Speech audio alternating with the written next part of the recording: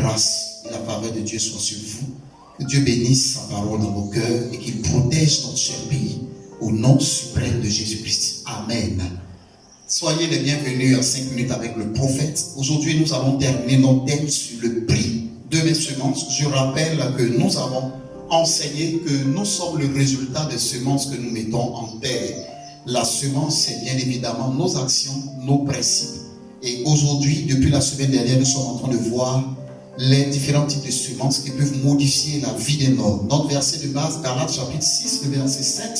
Ne vous y trompez pas, on ne se moque pas de Dieu. Ce qu'un homme aura semé, il le moissonnera aussi.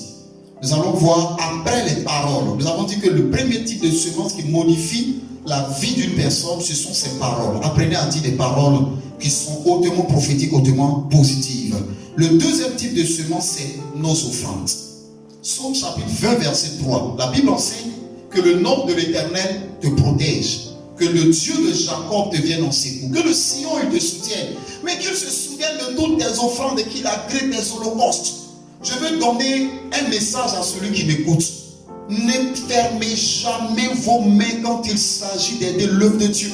Ne fermez jamais vos mains quand il s'agit d'aider quelqu'un qui est dans le besoin. Tout ce que vous avez semé à ceux qui l'ont semé, tout ce que vous avez donné comme offrande, comme soutien, rien ne peut se perdre. Alléluia. Rien ne peut se perdre. Lorsque votre cœur est attaché à l'argent, lorsque votre cœur est attaché au bien, il faut apprendre à s'en détacher.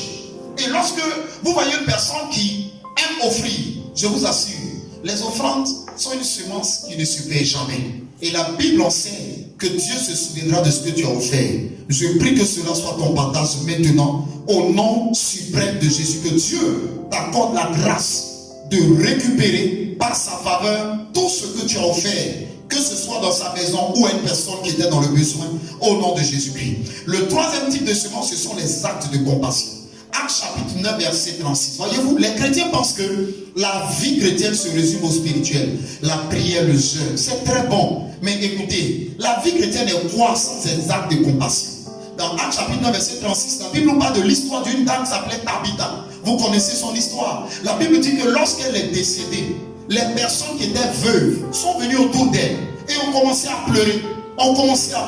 La fin de l'histoire, la Bible dit qu'elle est revenue des morts par la grâce de Dieu. Mais je peux déjà vous dire et anticiper sur les pleurs des veuves. Les veuves pleuraient et disaient: qui va nous donner à manger? Les veuves pleuraient et disaient: qui va nous habiller? La Bible dit qu'elle faisait beaucoup d'aumônes. Si vous êtes un chrétien et que vous n'avez jamais fait d'acte de compassion, revoyez-vous, revoyez votre foi. Parce que lorsque vous avez fait un acte de compassion à un prisonnier, à une veuve, à un orphelin, lorsque vous avez fait un acte de compassion à une personne qui était dans le besoin, à votre frère, à votre soeur, ces actes de compassion ne sont pas perdus, c'est des semences qui un jour profiteront même à vos générations.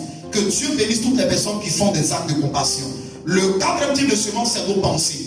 Voyez-vous, vos pensées déterminent l'état de votre avenir. La Bible dit: tel un homme pense, tel il est. Les pensées sont des semences pour l'avenir. Lorsque vous n'avez que des pensées mauvaises, sachez-le, le monde spirituel là, il vient de prendre vos semences. Et les semences étaient vos mauvaises pensées. Lorsque vous avez une mauvaise pensée de mort, le monde spirituel a enregistré vos pensées étaient une semence. Mais lorsque dans vos pensées, vous voyez la grâce, la faveur, la bénédiction, ce que vous pensez arrivera, faites attention, vos pensées sont une semence. Mais l'avant-dernier, c'est notre service pour Dieu. Matthieu chapitre 19, verset 27 au verset 30.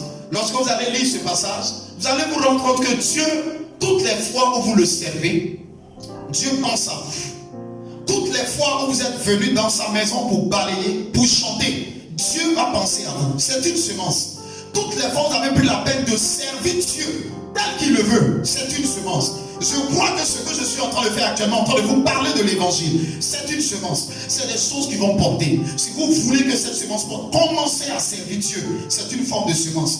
La dernière semence, c'est votre vie de consécration. 1 Thessaloniciens chapitre 4, verset 1 à 7. La Bible dit: Dieu veut que tu te consacres. Je vous explique la vie de consécration, c'est quoi? La vie de consécration, c'est vivre la vie de Dieu, simplement. La vie de consécration, c'est lorsque vous acceptez de vous soumettre à la discipline de Dieu, de vous soumettre à la discipline chrétienne, de vous soumettre à la conscience chrétienne. Oui, parce que vivre en Christ a une conscience. Il faut que vous sachiez que tout le temps vous avez jeûné, vous avez prié, vous vous êtes sanctifié, Vous avez sacrifié certaines relations pour plaire à Dieu. Ceci est une forte semence qui va profiter à votre avenir. Que le Seigneur vous bénisse. Et que l'Éternel permette au nom de Jésus de Nazareth que nous mettions de bonnes semences en terre afin que nos destinées brillent. Que Dieu se souvienne de notre pays, qu'il se souvienne de la Côte d'Ivoire et qu'il nous garde longtemps au nom suprême de Jésus-Christ. Amen. À demain à notre culte et paix sur la Côte d'Ivoire au nom de Jésus.